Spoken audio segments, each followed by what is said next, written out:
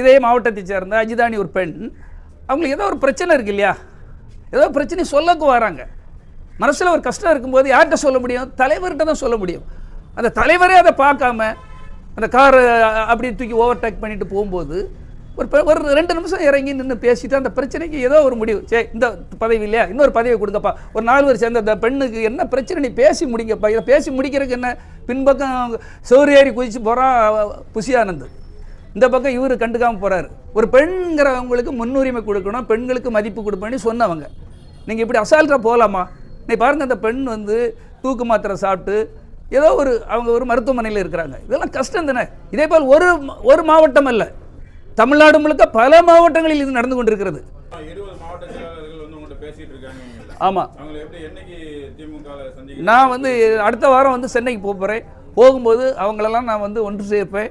யாரெல்லாம் அதிருப்தியாளர்கள் இருக்காங்க, ஏன்னா அவங்க வாழ்க்கையே போச்சுன்னு சொல்கிறாங்க. எங்கள் வாழ்க்கையே போச்சு சார், 30 வருஷம் அவர் கூட ரசிகர் மன்றத்தில் இருந்தோம், அவருக்காக கொடி கட்டினோம், தோரணம் கட்டினோம், பாலாபிஷேகம் கும்பாபிஷேகம் எல்லா அபிஷேகத்தையும் பண்ணிட்டோம், ஆனால் எங்களுக்கு ஒரு விடிவு காலம் கிடைக்காதா அப்படின்னு ஏங்கிக்கிட்டு இருக்கவங்களே நான் கண்டிப்பாக அந்த அவங்களுக்கு மாற்று வழி விரும்புவாங்க இல்லையா, அவங்களே கண்டிப்பாக திராவிட முன்னேற்ற கழகத்தில் நான் சேர்த்து விடுவேன்.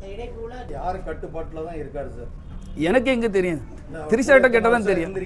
நீங்கள் திரிஷா கிட்ட கேளுங்க, அது கரெக்டாக சொல்லுவோம் யார் கட்டுப்பாட்டில் இருக்காங்க.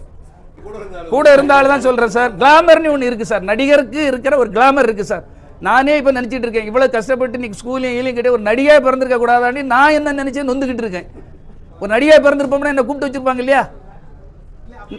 சட்டமன்ற தேர்தலுக்கு பின்பு தமிழக வெற்றி கழகம் இருக்குமா சார்? எப்படி உங்களுடைய கருத்து? சார், என்னுடைய கருத்துப்படி ஆகஸ்ட் மாதம் இல்லை ஜூலை மாதம் டு ஆகஸ்ட் மாதம் சார் அவர் மீண்டும் படப்பிடிப்புக்கு செல்வார். ஜனநாயகன் படம் கடைசி தான் சார். ஜனநாயகன் ஒரு பேர் வச்சிருக்காரு. பிளாக்ல இப்பவுமே டிக்கெட் விற்க ஆரம்பிச்சாச்சு. ஒரு அறிக்கை விடட்டு பார்ப்போம் சார். ஜனநாயகன் படம், என் படம் பேர் ஜனநாயகன்.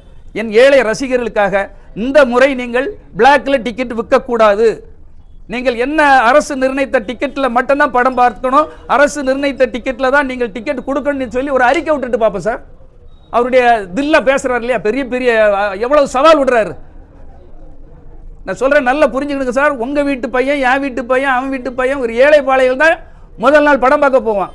அவங்கிட்ட நீங்க 2000-3000 டிக்கெட் வாங்குறீங்க. ஜனநாயகன் எப்படி? நீங்க என்ன அரசு நிர்ணயித்த பணமோ அந்த டிக்கெட் தான் வாங்கப்படும் என்று நீங்க தைரியமா ஒரு அறிக்கை விடுங்க பார்ப்போம். உங்களுடைய ஊழல் இல்லாத ஆட்சி, ஒரு மாற்று ஆட்சி நீங்க உருவாக்கிடுவீங்கன்னு நம்ம சவாலாக எடுத்துக்கலாம் சார். இதை பண்ணையில் என்ன பிரச்சனை இருக்கு அவருக்கு? நேருமே சொல்றேன், என்ன அரசு டிக்கெட்டோ அதை மட்டும் தான் வாங்கணும், அரசு டிக்கெட்டு மட்டும் தான் விற்கிறவங்களுக்கு மட்டும் தான் உள்ள உடனடி சொல்றதுல என்ன சார் தப்பு இருக்கு?